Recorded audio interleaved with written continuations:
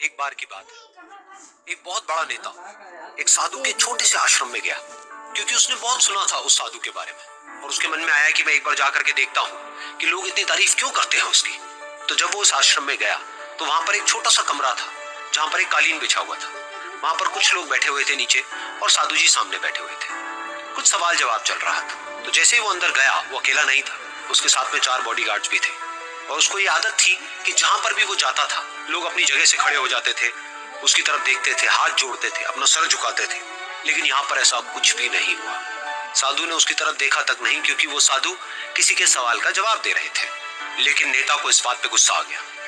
नेता को लगा कि ये मेरी बेइज्जती है।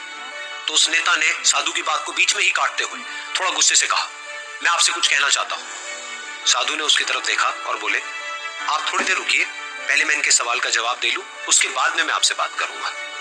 तब तक अगर आप चाहें तो आप बैठ सकते हैं। बस साधु का इतना कहने की देर थी। नेता का चेहरा गुस्से से लाल हो गया और फिर उसने अपना सारा गुस्सा उस साधु के ऊपर निकाल दिया। अभी तक वो नेता बहुत ही तमीज से बात कर रहा था, यानी कि आप कह करके बात कर रहा था। अब वो तू तड़ाक पे उतर आया। नेता ने उस साधु को कहा, तुझे पता भी है मैं कौन हूं और तू किससे बात कर रहा है? साधु ने उसकी तरफ देखा और कहा, मुझे इससे कोई फर्क नहीं पड़ता कि आप कौन हैं, लेकिन आप जो कोई भी है, अगर आप चाहते हैं कि मैं आपके सवाल का जवाब दूं या आपसे बात करूं तो आपको कुछ देर रुकना होगा।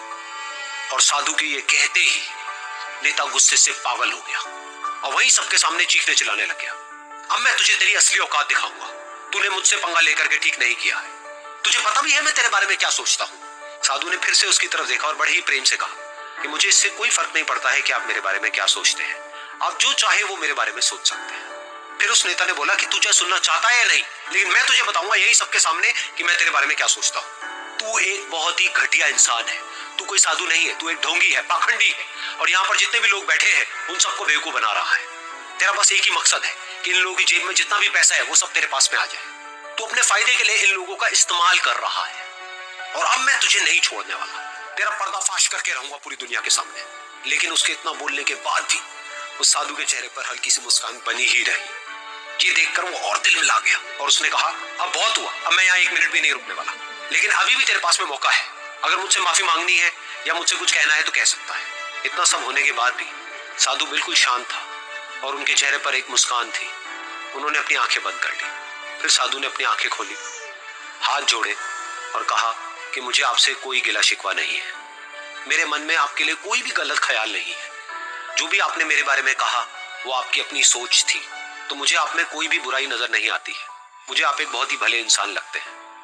और साधु के इतना कहते ही नेताजी का दिमाग 7वें आसमान पर पहुंच गया। उनके चेहरे पर एक अजीब सी खुशी थी, क्योंकि उस साधु ने वो ही कहा जो बाकी सब लोग उस नेता को कहते हैं। और वो खुशी खुशी उस आश्रम से अपने घर की तरफ चला गया और जा करके अपने पिताजी के साथ में बैठ गया। उसके पिताजी की आंखें बंद थी और वो ध्यान में थे। पूरी जिंदगी उन्होंने सिर्फ लोगों की सेवा करी और बदले में कुछ भी एक्सपेक्ट नहीं किया।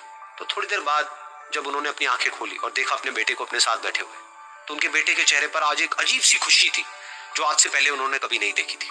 फिर उसने एक एक करके सब कुछ बताया कि आज क्या हुआ, किस तरह से वो आश्रम गया, वहां पर क्या हुआ, उसने क्या कहा, उन्होंने क्या कहा।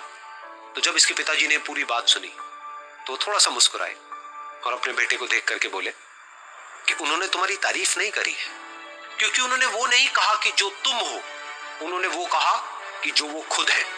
और तुमने जो भी कुछ उनको कहा वो नहीं कहा कि जो वो है, बल्कि तुमने वो कहा जो तुम खुद हो। यही बात वेदों में भी कही गई है, यथा दृष्टि तथा सृष्टि। ये दुनिया तुम्हें वैसी नहीं दिखती है जैसी कि ये दुनिया है। ये दुनिया तुम्हें वैसी दिखती है जैसे तुम खुद हो।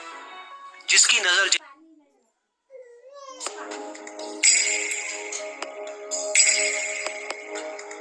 एक छोटा सा गांव था, वहां पर एक